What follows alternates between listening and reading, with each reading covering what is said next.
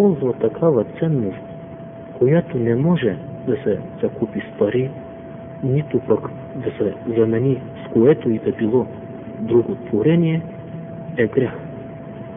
Аз мисля, че това е най-големото престъпление, което може да се направи.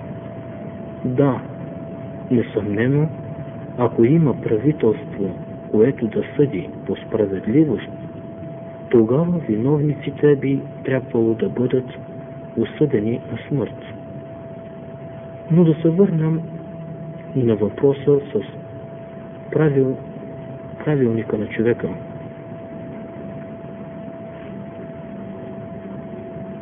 Скъпи приятели, знайте добре, че всеки родител, който желае доброто на своето дете, е длъжен да намери правилника, указателя за работа с него.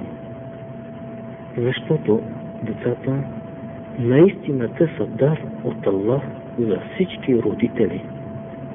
На всеки е известно, че в живота на едно семейство да имат деца е като нещо задължително. Защото това е истинската радост за двамата. Детето е прекрасната надежда в живота им. То е лечебният крем, намаляващ страданията им в нужда. Наистина детето е богатството за своите родители на този свят.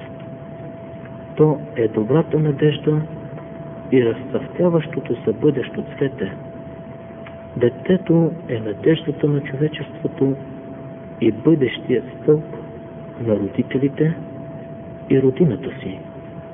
За това, за да се запази същността на исляма в сърцата на децата ни, трябва да протегнем ръка към правилника, пътеводната книга, представена от техния и наш Създател Аллах, наричаща се Свещеният Коран. Какво представлява тази книга? Човечеството е достигнало до истината за Аллах по два пътя. Чрез книгата Коран и Керим, изпратена от него, и чрез пратеникът му, който се казва Мухаммад, Аллах да го благослови и смир да го дари. Тези два канала са свързани много добре и всички опити за разделянето им са неуспешни. Свещеният Коран, свален на човечеството чрез пратеникът на Аллах, Мухаммад, Аллах да го благослови и смир да го дари, до днес не е променен и съществува в оригиналния си вид. Аллах го е запазил поради тази причина още по времето на Мухаммад. Пълният му текст е бил записан на финикови листа върху кост и пергамент. Освен това, пратеникът на Аллах е имал хиляди последователи и два пъти в годината той лично участвал в ритуалите за четенето на свещения Коран пред Джебраил. Аллах спир да го дари. Някои учени неверници са смятали, че пратеника на Аллах е автор на свещеният Коран. Но не може да бъде доказано въз основа на човешките познания по това време. Да си зададем въпроса: възможно ли е някой живял през 7 век да е имал познания, съдържащи се в свещеният Коран? И най-вече, възможно ли е някой да опише толкова точно развитието на човешкият зародиш в майчината утроба, така безпогрешно, като знаем, че това нещо успя да направи науката едва през нашето столетие? Помислете си, Мухаммед изведнъж да напише книга толкова неочаквано. Книга, превъзхождаща по големина и литературните си качества прочитите арабски поети и оратори. Това е абсурд. Това подсказва, че пратеника на Аллах, Мухаммед, Аллах да го благослови и с мир да го дари, не е автор на Корана. Нима е възможно един неграмотен човек да се прояви като голям писател? Възможно ли е човек да описва природните явления без да допусне и най-малката грешка? Не, това не може да стане никога. Казахме вече, че човека няма такива качества. Възможностите му са ограничени. Сега разбираме, че твърденията на тези учени са безпочвени, а свещеният Коран е откровение от Аллах. Скъпи приятели, трябва да се научите, да научите и децата си на свещеният Коран. Пратеникът на Аллах казва: най-добрият от вас е този, който научи Корана и го разпространи. Да научиш детето си на свещеният Коран не е никак малко. Скъпи приятели, поради недоброто поведение на някои родители спрямо децата си, доста от младежите се срамуват да признаят, че са мюсюлмани. Защо ли? Защото те не познават религията си, принадлежността си. Когато им се зададе религиозен въпрос, те не могат да намерят отговор и тогава изпитват срам. Тогава срамът ги кара да се пазят от подобни въпроси. Точно тогава младежът несъзнателно се отдалечава от религията си, от Всевишният Аллах, който е негов сътворител. Когато младежа достигне тази степен на безверие, тогава той не може да види по-далеч от носа си. Да забравиш миналото си, корените си и се възползваш единствено от настоящето, на това живот не може да се каже. Когато едно дърво загуби корените си, то тогава е обречено на гибел. Такъв човек друго не го интересува, освен парите. В съзнанието му е залегнал единствено финансовият проблем. Ако младежът учи някъде, несъмнено полага големи усилия по време на учене. Но когато не познава същността на живота си, за какво е създаден, какъв е смисъла на неговия живот, къде ще пребивава след смъртта си, той започва да насочва знанията си в една единствена цел, а именно как да задоволи себе си. Полага грижи единствено за прехраната си или как да се облече по-добре с по-добри дрехи, в кой край на града да отиде, в коя дискотека да влезе и така нататък. Не е ли срамно да учиш 15 години единствено с намерението как да преживееш по-леко? Срамно. През целия си живот ставаш совалка от стаята до тоалетната и обратно. В този случай, ако си зададеш въпроса каква е разликата между животното и този човек, който пропилява един цял живот само за прехраната си, странно, няма да намериш разлика. И животното, и човека гонят или живеят с една и съща цел. Колко жалко да си притежател на ум и да не се възползваш от него. Трябва да разберем, че това не е пътя, по който трябва да вървят младежите ни. Човешкият начин на живот е по-различен.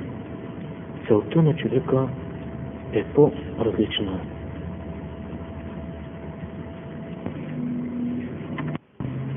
Ако се разходим за миг измежду природата и се вгледаме в творенията на Аллах, ще разберем, че всяко нещо е създадено с някаква цел. Няма да видим две различни същества да гонят една и съща цел, нито пък да нарушават законите, които следват. Това ни дава ясна представа за живота. Следователно, след като всяко творение спазва някакви природни закони, това не се ли отнася за човека? Да, това е така, а законите, които трябва да следва човека, са поместени в свещения Коран. Но да се върнем на въпроса за срама, който изпитват някои младежи. Разберете, скъпи приятели, че не е никак срамно да се наричаш мюсюлманин. Напротив, това е нещо велико. Достатъчно е да прибавите към знанията, които притежавате в Словото на Аллах. Тогава ще разберете какво точно се търси от вас. Тогава ще можете да отговаряте дори на най-сложните въпроси, защото свещеният Коран е способен на това, а той ще бъде в сърцата ви. Скъпи приятели, помислете си, кой ви създаде? Има ли човек, който да е дошъл на света по собствено желание? Не, няма. Абдул Маджид Аз-Зандани казва: тогава първото нещо, което ви предстои, е да получите силата, която ви доведе против волята ви на този свят. Помислете за живота си на този свят. Как пръста се превръща в човек? Защото колко чудно, мъртвата пръст не чува, не вижда, не е способна да придобие нови качества. А човека е жив. Той изпълва света с живот. Ако разумният човек можеше да си представи как се е превърнал от пръст в човек, как пръста се е превърнала в семе, през колко етапа е преминала, докато се преобразува в месо, кости, върху костите плът, после душа, как се появява на света като бебе, расте и става човек. Замислили се върху всичко това, човек ще види, че нито една промяна не е била подчинена на неговата воля. Точно това го потиква да разбере в чии ръце е неговото съществуване и неговият живот. Следователно, за да се появи на света, без да е изявил това желание, човек съзнава, че това е дело на някой способен на това.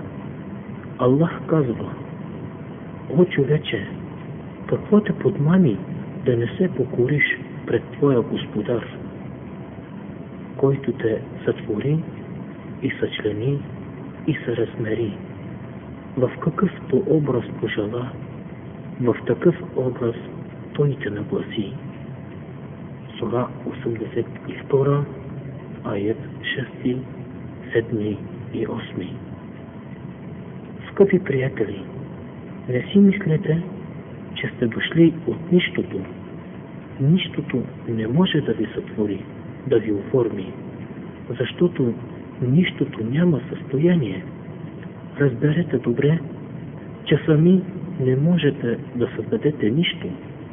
Невъзможно е нищото да сътвори нещо. От Азандани. Аллах казва, дали бяха сътворени от нищо, или те са творците. Това означава, че е необходим творец. Необходимо е да научите в чии ръце се намира съдбата ви. Телата ви са заложени в Аллаховите ръце. Всичко зависи от Неговата воля и желание.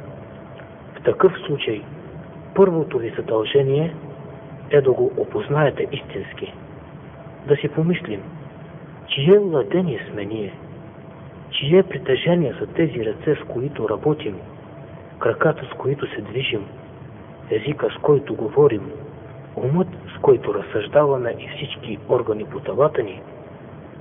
Още повече, чие владение сме всички ние? Кой от вас сам пожела появата си на този свят? Имахте ли възможност да изберете родителите си? Вие ли избрахте в коя страна да се родите? На коя дата да се родите?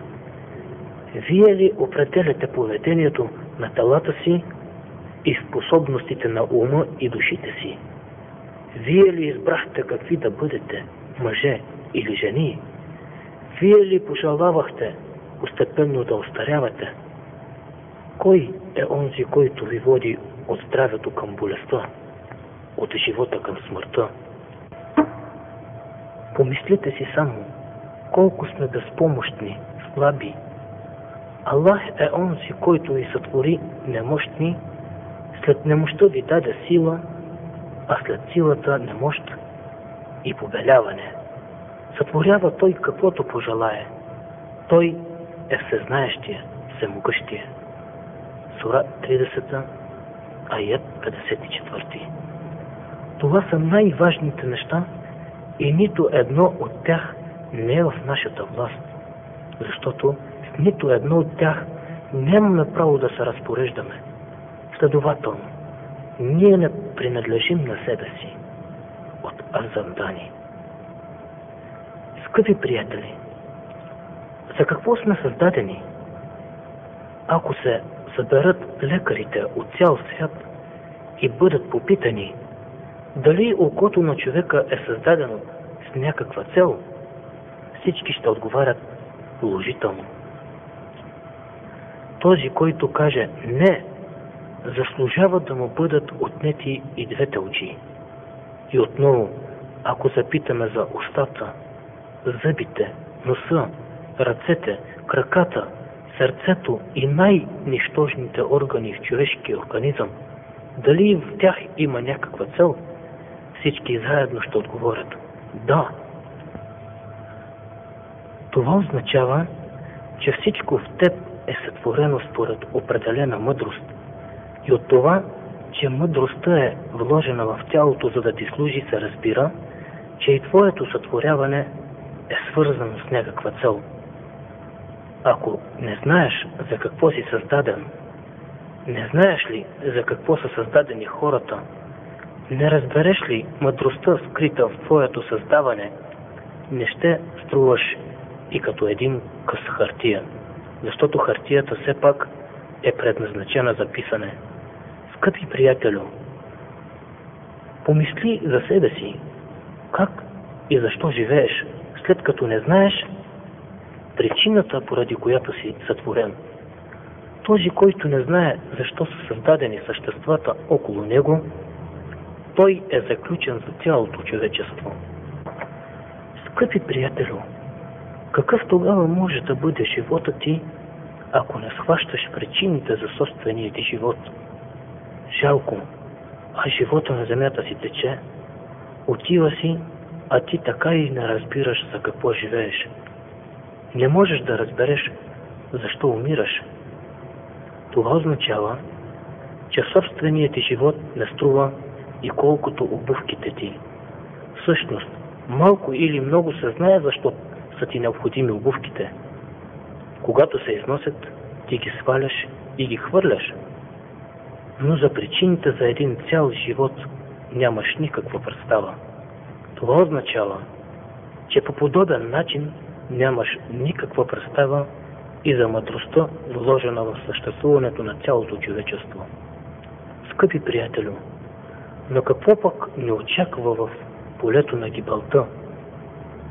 Ако великият Аллах пожелае, в рамките на 100 години всички хора ще напуснат земята и ще се окажат сред мъртвите от Азвандани. Аллах казва: където и да сте, смъртта ще ви настигне, дори и да сте във въздигнати кули. Сура 4, аят 78. Това означава, че всички сме под погледа на смъртта и очакваме деня, когато ще напуснем този свят. С всеки изминат ден се приближаваме към смъртта. Аллах казва: о Мухаммед, кажи, смъртта, от която бягате, непременно ще ви срещне. После ще бъдете върнати, признаещия невидимото и явното. Сура 62, аят 8. Искаме или не, ще напуснем този свят. И богати, и владетели, и водачи се разделят с него, така както са се разделили тези преди нас. Скоро всички ще оставим своите собствености и власт, близките и приятелите, знанията и уменията, образованието и здравето, защото нямаме избор. Нашите дела ще се върнат в началния си вид. Ще настъпи мигът, когато от телата ни в земята ще останат само шепа кости. Ще останем там дълго време. Всъщност, задаваме ли си въпроса за мястото, където ще останем завинаги? Дали сме се опитали да разберем какво ще намерим във вечното ни бъдеще? Всички на земята се напрягаме до край, все едно дните и годините не ще изтекат. Добре, какво подготвихме за вечното ни бъдеще? Всъщност, има ли бъдеще? Да, това разбрахме вече от словата на Аллах. Но ще се срещнем с него, след като встъпим в новото им състояние след смъртта. Всевишният Аллах казва: о Мухаммед, ще те питат: кой съживява костите след като са изчезнали? Кажи: съживява ги онзи, който ги сътвори първия път. Той всяко творение знае. Онзи, който стори за вас огън от зелено дърво, и ето ви, от него палите. А нима онзи, който сътвори небесата и земята, няма сила да сътвори подобни на тях? Да, той е сътворяващият, въздесъщият. Сура 36, от 78 до 81 аят. Аллах, скъпи приятели, ще възкреси всички умрели, но той има свой собствен план. Ще дойде ден, когато този свят ще бъде унищожен и тогава мъртвите отново ще бъдат съживени и ще застанат пред Аллах. Този ден ще бъде началото на живота, който вече никога няма да има край. И тогава на всеки човек ще му бъде определено мястото според делата му, добри или лоши. Тъй като човек разполага с малко време на този свят, който е преходен, възнаграждението или наказанието за добрите или лошите дела е невъзможно да бъде на този свят. В свещения Коран ясно е подчертано, че несъмнено ще дойде деня, съдния ден, и Аллах ще реши съдбата на всеки човек, според записаното в книгата на делата му. И Корана потвърждава, че земният живот е подготовка за вечния живот след смъртта. Тези, които го отричат, както вече казах, стават роби на страстите и желанията си и се подиграват на вярващите хора. Тези хора разбират глупостите, които са извършили само в момента на смъртта и желаят да могат да получат още една възможност, но ще бъде напразно. Тяхното окаяно положение в момента със смъртта и ужасът им в съдния ден.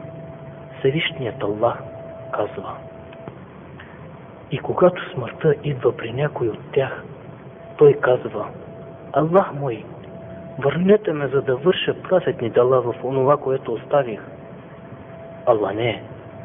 Това са само думи, които той изрича, а зад тях вече стои една преграда до деня, когато ще бъдат отново съживени.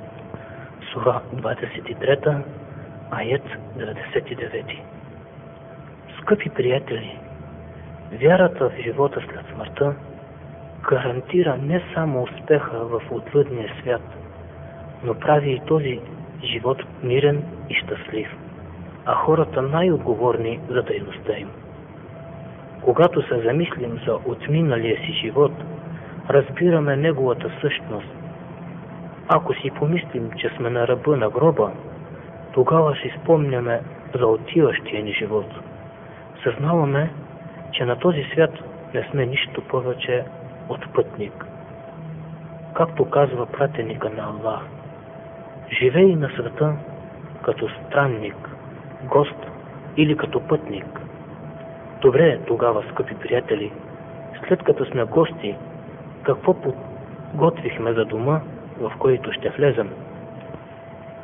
Или докато полагаме усилие да прибираме и трупаме всичко на този свят, нима забравяме за нещата, които ще ни бъдат необходими за утрешния ден. Оставяме всичко, което сме изяли и изпили, обличали и износвали, раздавали и оставили. Скоро всичко ще изоставим и напуснем. Сега разбираме, че разцепленията между нас за разделяне и владеене на земята са безсмислени. Кой е истинският владетел? Чия собственост е Вселената? Великият Аллах казва: наистина ние съживяваме и ние умъртвяваме и ние сме наследниците на всичко. Знаем умрелите от вас и знаем оставащите. Наистина, твоят Аллах е онзи, който ще ви събере в съдния ден. Наистина, той е премъдър, всезнаещ. Скъпи приятели мюсюлмани, ако добре размислим за нашата същност, ако добре познаваме Аллах и пратеника, който ни посочва пътя, ще осъзнаем, че този свят е място за изпитание. С пребиваването ни на света, ние сме подложени на изпитание. Дали ще се покорим или не на нашия Господар, който е Аллах. След това си отиваме откъдето сме дошли. Всевишният Аллах казва: идвате при нас по-единично, както ви сътворихме първия път, и оставяте зад себе си онова, което ние ви дадохме. Скъпи приятели, не бъдете от онези, които не използват средствата си за познание в търсене на Създателя си. Ако те се лишават от възможността да узнаят истината, идваща от Аллах, вие направете всичко възможно да узнаете тази истина. Защото Всевишният Аллах казва: създадохме за ада, Джехеннам, много от джиновете и хората. Имат сърца, с които не схващат. Имат очи, с които не виждат. Имат уши, с които не чуват. Те са като животните. Дори по-заблудени. Те са нехайните. Сура 7, аят 179. Тяхното покаяние ще бъде безполезно този ден. Тогава ще кажат: ако бяхме послушали или проумели, нямаше да сме сред обитателите на огъня. Сура 67, аят 10. Всевишният Аллах казва: и не следва и онова, което не знаеш, и слухът, и зрението, и сърцето за всички тях ще бъде питано. Сура 17, аят 36. Ето великият Аллах какво казва. Няма да намериш народ, който вярват в Аллах и съдния ден, да обича неверниците, ако ще те да са техни бащи или синове, или техни братя, или техни роднини. И в края на този стих казва: знайте добре, че щастие ще постигнат онези, които са на страната на Аллах. Сура 58, аят 22. Братя муслимани, правете дуа и искайте от Аллах онова, което желаете. Но най-напред почистете сърцата си с покаяние, тълба. Защото, както вие не желаете да поставите храната си в мръсна чиния, преди да започнете да се храните, така и Аллах. Той не приема молитвата на онзи, който не е с чисто сърце.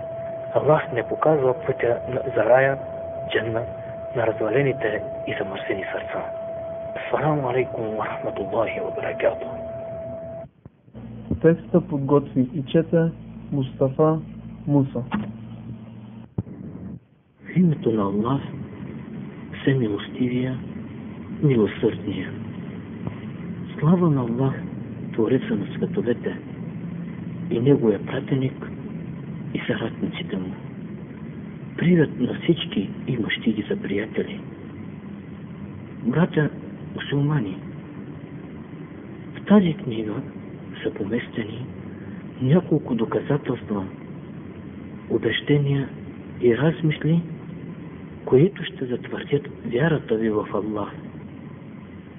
Първо, доказателства за съществуването на Аллах чрез устройството на човешкото тяло,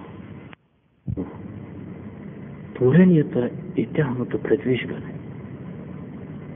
Второ, доказателства за Словото на Аллах, Корана, и Неговият пратеник Мухаммад, Аллах да го благослови и смир да го дари.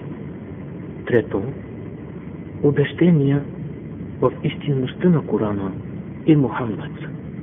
Четвърто, размисли върху човешкият морал, живота на този и отвъдния свят. Скъпи приятели, разумният човек усеща и разбира без помощта си, затова вярата в Аллах и Неговият пратеник е необходима. Когато разумният човек се замисли над стореното от Неговият Създател, ще разбере, че всички части на човешкото тяло са създадени по най-подходящия начин в хармония помежду им. Ще разбере, че и частите на растенията са свързани по същия начин. Така е положението и с органите на животните, с земята, водата, въздуха и всички други неща. Когато разумният човек размисли за своят Създател, ще разбере, че Аллах го е сътворил зависим от въздуха, но и въздух е дал в изобилие. Създал го е да чувствува потребност от светлина, но и не е дал в изобилие.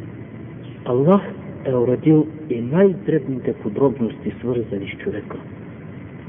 Скъпи приятели, наистина в живота човек изпитва неотложна потребност да бъде избавен от мрака на незнанието, объркаността, безумието, потиснатостта и да бъде изведен на светлината.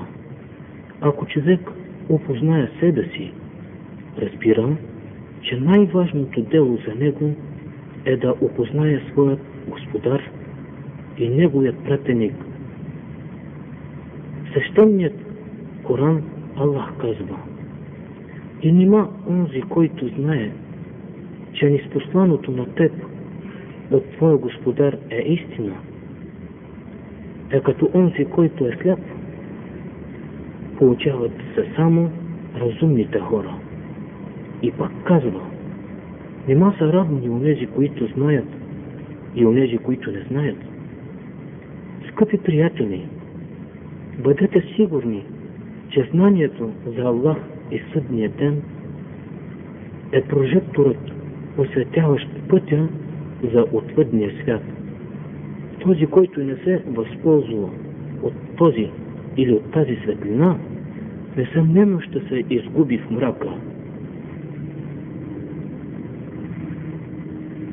А загубилите се в мрака, несъмнено ще бъдат наказани. Скъпи приятели, оставете делата на предците ви, ако те не знаят за Аллах. Защото Всевишният Аллах казва: и когато им се рече, следвайте онова, което Аллах свали, казват: не, следваме онова, което заварихме у нашите предци. Нима и ако техните предци не са разбрали нищо и не са били на прав път. Сура 2, аят 170. А пратеника на Аллах казва: ще дойде ден, в който ще настане такъв смут, че ще могат да се спасят само добрите, познаващите и разбиращи религията. Ако някой от вас се съмнява в съществуването на великият Аллах, може да размисли върху неговите творения. Аз също ще ви кажа няколко примера. Да разгледаме нашето тяло. Около 4 литра кръв съдържа тялото ни в артерии и капиляри. Ако всички тези фини тръбички се съединят една за друга, ще се образува един път дълъг над 2000 км. Тази плетеница от най-финни кръвоносни съдове се търкалят непрекъснато около 25 милиона червени и бели кръвни телца. Сърцето ви изтласква всеки ден около 600 пъти през тялото. В продължение на 50 години стават около 1 милион 840 пъти, без нито една почивка. Няма мотор, който би могъл да работи година след година, от 50 до 80 години ден и нощ. Това означава, че човешкият организъм е нещо съвсем различно. Нека да нарисуваме с молив един малък квадрат от 1 сантиметър върху нашата ръка. В него вероятно ще видим няколко косъма. Нещото, което не можем да видим в него, е следното.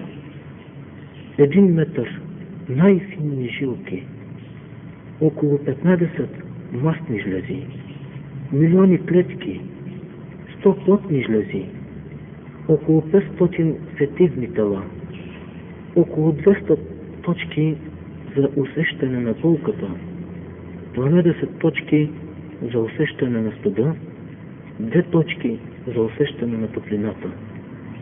Ние притежаваме около 2000 квадратни сантиметра кожа.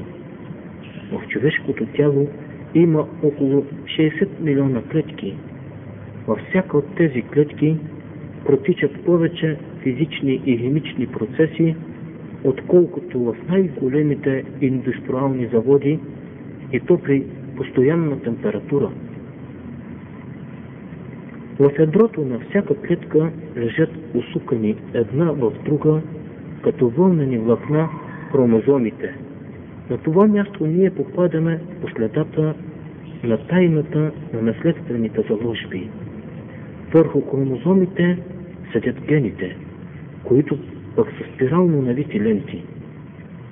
Ако бъдат разгърнати, те са дълги 1,5 метър.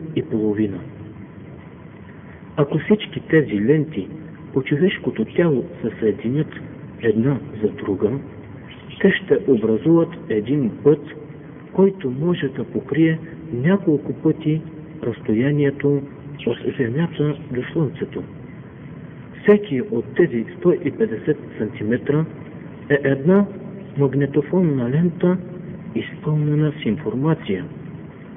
Ако тя бъде предадена, то според думите на един биолог, всеки орган би изпълнил 1000 тома с формата на една обикновена книга.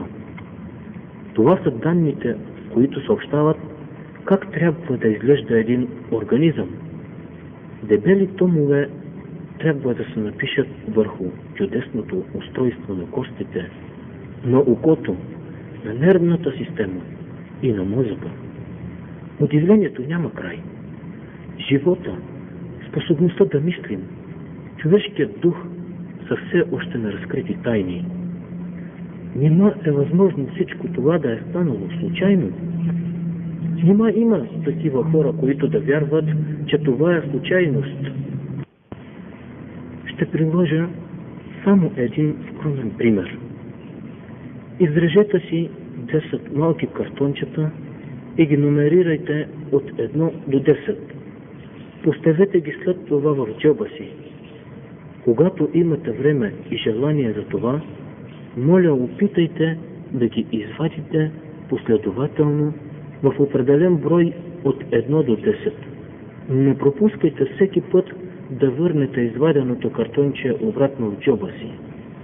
Когато успеете да направите това, намерете начин да го съобщите на всички около вас, защото за това ще ви бъдат необходими доста много години, може би цял живот.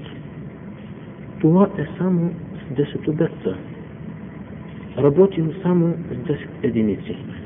А що се отнася до изключително големия брой на планетите в една галактика или клетките в един човешки организъм, които са милиони? Възможно ли е всичко това да стане случайно?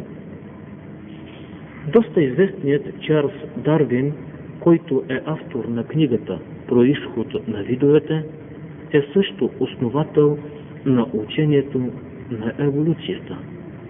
След като е написал книгата си, споделят учените, че повече тежък и основателен им изглежда изворът на убеждението, че съществува творител, който ние наричаме Аллах.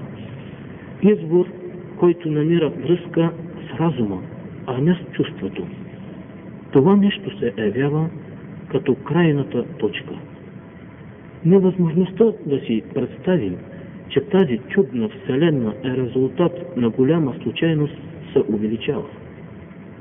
В никакъв случай не може да бъде една сляпа случайност и необходимост. Ако се замислим по този въпрос, несъмнено ще се убедим сами. Цитирам думите на Дарвин. По този повод аз започвам да търся някаква причина. Започвам да мисля за разумен дух, свързан до известна степен с човека. И тогава аз получавам названието теист или вярващ. Това умозаключение особено силно ми се натрапваше, когато пишех книгата "Произход на видовете". Това е този учен. Споделя възхищението и преклонение пред един творец, пред една всемогъща, умна и мъдра сила, която стои в началото на творението. Колт Хейтуей, конструктор на електронен мозък, пише: "Преди години имах за задача да построя електронна машина, която да решава сложни уравнения. След известно време този проблем беше решен. Стотици тръби, радиолампи и транзистори се разположиха в един огромен шкаф. След като работих около 2 години върху тази машина, за мен стана напълно ясно, че е невъзможно такъв уред да се появи по такъв начин, освен чрез намесата на разумен конструктор. Следователно, след като моята машина се нуждае от разумен конструктор, колко повече има нужда от такъв моето тяло, което е изключително сложно химико-физико-биологична машина. Ето дори и непредубеденият ум може да признае с абсолютна честност фактите, които говорят за един всемогъщ Творец. Кой е той? Вече сме в началото на самия отговор. Така на нас не ни остава нищо друго, освен да изявим без колебание, от все сърце. Това е Аллах, който е един единствен, вечен, не е раждан и не е раждал, и няма нищо равно на него. Той няма нужда от съдружник. След като нашето съзнание, нашата логика, нашите възможности са ограничени, крайни, ние не можем да обхванем безкрайното. Ние просто не можем да поберем вечността в своето съзнание. Аллах притежава вътрешно присъщ оригинален живот. Един живот, независим от когото и да е. Какъв е той? Каква е неговата същност? Той е духовна сила или същество. Той е вечен, безначален и безкраен. Скъпи приятели, преди много години твърде известният имам Ебу Ханифе, за да убеди едно от многобройните племена по това време в съществуването на Аллах и че нещата не се движат от само себе си и не се самосъздават, подготвил среща с тях по този повод. В деня на срещата всички го очаквали с нетърпение, чакали дълго време, когато най-после той пристигнал. След като го упрекнали за закъснението, той се извинил пред тях и започнал да им разказва за причината, която го накарала да закъснее. Като казал: когато идвах по пътя към вас, се наложи да премина през една река, но понеже беше доста голема, се наложи да измисля някакъв начин за преминаването ми. Изведнъж забелязах няколко дървета плават към мен. Докато се приближат, се подредиха и образуваха сал. Тогава се качих на него и спокойно преминах на отсрещния бряг. След като чули всичко това, се изсмяли в лицето му и казали: това, което говориш, не е нищо друго, освен една мръсна лъжа. Тогава той им задал въпроса: след като не вярвате на това, което казвам, тогава как би могло да се приеме твърдението ви, че всяко нещо се създава от само себе си? Възможно ли е всичко това? Тогава те размислили и разбрали, че наистина Всевишният Аллах стои зад всичко. Той с неговата сила определя мястото на всяко негово творение. Искам да ви представя още един от многобройните примери. Да предположим, че стоите в стаята си и четете книга. Идва момент, когато трябва да излезете за малко. Оставяте книгата на масата и излизате. Само след кратко време се връщате, за да продължите с четенето си. Влизате в стаята и виждате, че книгата няма на масата. В този момент вие сте сигурен, че някой е влизал в стаята ви и е взел книгата. Защото знаете, че книгата ви няма качеството да се предвижи сама от едно място на друго. Та тя е само един неодушевен предмет. Тогава вие, въпреки че не сте видели човека, потвърждавате, че делото е негово. Скъпи приятели, тогава би ли се намерил човек, който да повярва в твърдението, че създанията се движат от само себе си? Представете си Слънцето, Луната, звездите, планетите и безбройните Аллахови творения, как биха могли да се движат от само себе си, след като една книга не е способна да го направи. Ето, за пореден път разбираме, че това е абсурд. Човекът компютър и неговият морал. Човек може да съхрани за една минута няколко стотин спомена според мнението на някои учени. Изследванията са показали, че ние хората не използваме повече от 10% от нашите умствени способности. Също така, не забравяме нищо от това, което виждаме или чуваме. Всичко това се съхранява в така нареченото подсъзнание, въпреки че не го съзнаваме.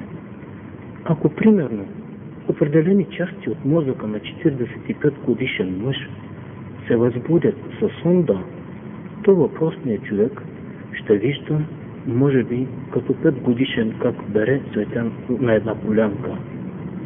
Това, с което захранваме нашия компютър, става изходен материал за нашите постъпки. Ако го захраним с буклук, след това несъмнено ще излезе също буклук. Например, ако при строежа на един мост са използвани лоши материали, то при по-голямо натоварване той неминуемо ще се срути. Катастрофата е неизбежна. Несъмнено, по същия начин ще се скромоляса и нашият живот. При една неиздържлива основа. Трябва да ни бъде ясно, че мислите предизвикват чувствата. Чувствата никога не могат да възникнат от само себе си, а се пораждат от нашето мислене. Чувствата също водят към дела. Делата пък стават навици. Трябва също да знаем, че това, което възприемаме с очите и ушите си, въздейства върху нашата душа и често върху цялото ни тяло. Когато, например, човек гледа или чете порнографски списания, той се възбужда емоционално и настройва тялото си към неприлични действия. Цитирам думите на един лекар, който споделя: всички млади или по-възрастни пациенти, които са се обръщали към мен по повод техните интимни проблеми, несъмнено са били тласнати в определена посока от порнографските списания и филми, съответно романи и разговори. Техните неприлични желания в никакъв случай не са възникнали от само себе си, а определено водят началото си от това, което са чули или видели. Уважаеми приятели, нашето поведение и начина на живот не са само личен въпрос. Напротив, живота на младите хора преди брака или по-възрастните извън него има решаващо значение за бъдещето на една нация. Професор Уен Вин, международно признат социолог от Оксфорд, в една своя амбициозна студия е изследвал 80 различни култури. Целта на работата му била да разучи разнообразните отношения между мъже и жени от тези народи. Той включва както днешните културни народи, така и първобитните племена в миналото. След дълги години работа, той попада на един невероятен факт. Разбрал е, че за социалната и културна сила на един народ е от голямо значение как се оформят отношенията между мъжа и жената, младежа и девойката. В резултат на неговото проучване става ясно, че колкото по-строги са нравите на един народ, то толкова по-големи творчески способности има държавата им. Там, където се пропагандира така наречената свободна любов и цари сексуална разпуснатост, това винаги е било началото на гибелта на този народ. Най-късно след 3 поколения такова племе бива завладявано и потискано от друго племе. Тези, че Ленин казал, ако искаме да унищожим един народ, една нация, трябва най-напред да разрушим нейният морал, след което нацията ще падне в краката ни като зрял плод. Моралът обаче се разрушава от мръсна информация, мръсни картини и разговори. Скъпи приятели, да се върнем на въпроса с неправилната сексуалност, която не носи свобода и достоинство, напротив, заразва. Лежи за терора и насилието. Преди един човек да извърши насилие, той е захранил с това компютъра си. Не може постоянно да се излагаме на влиянието на бруталността в киното, телевизията, също разговора и да останем незасегнати от това. Резултатът е пълно затъпяване и безумственост към болката и страданието на другите. Несъмнено, това е крачката към упражняване на несправедливост, но все още в по-лека форма. Наблюдавайки понякога играта в детските градини, ще разберем какво са гледали и слушали тези малки деца. В този смисъл, вероятно ще разберем истината в думите на пратеника на Аллах, Аллах да го благослови и с мир благодари, който казва: наистина работата е според намерението.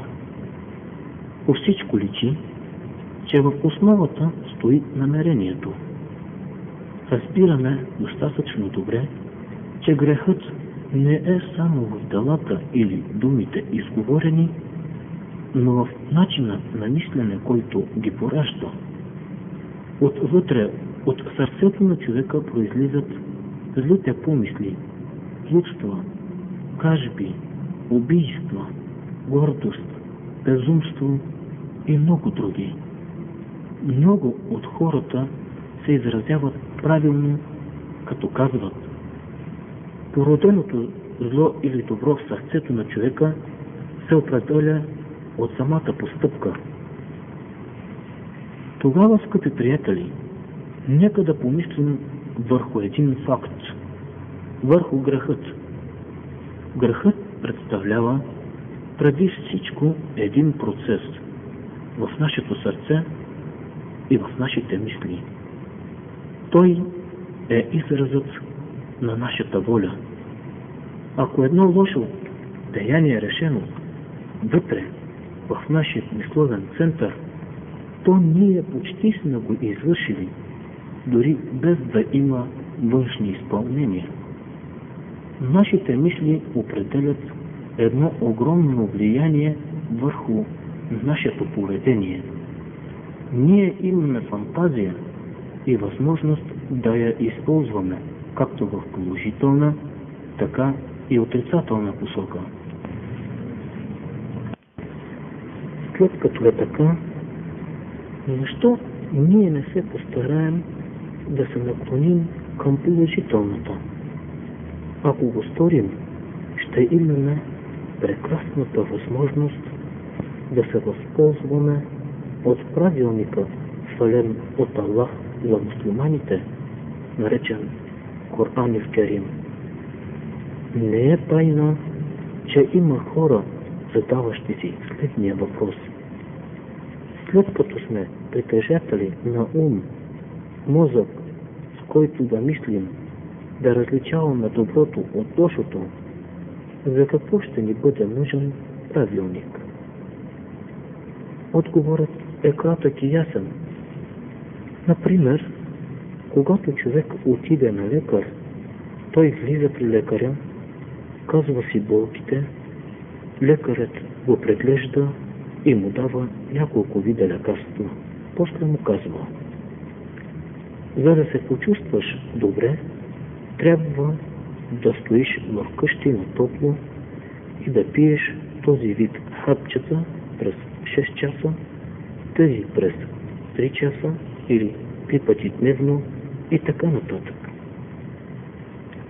Тогава, скъпи приятели, дали ще има смисъл да го запитаме защо да вършим тези неща? Не. Мисля, че ще бъде несправедливо, защото сме убедени, че ще ни покаже правилния изход, за да се спасим от болестта. Разбира се, с позволението на Аллах.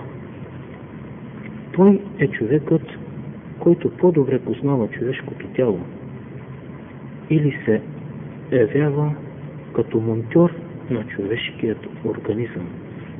Възможно ли е тогава да се примирим с мисълта, че монтьорът на една машина по-добре познава възможностите и от нейният изобретател? Не, няма да бъдем съгласни, защото сме убедени, че изобретателят е този, който познава най-добре както слабата, така и силната страна на машината си. А задавали ли сте си някога въпроса? Защо когато се произведе една машина, винаги към нея се прибавя указател? Този правилник се поставя, както знаем, цел, когато машината излезе на пазара, човекът, който я купи, да има познание относно устройството й. Но ето, че възниква още един въпрос. След като търсим указател за всяка закупена от нас машина, къде тогава може да бъде правилника за човека, който е творение по-сложно от най-сложната машина? Дали сме способни да работим с такава или с такова сложно творение, без да познаваме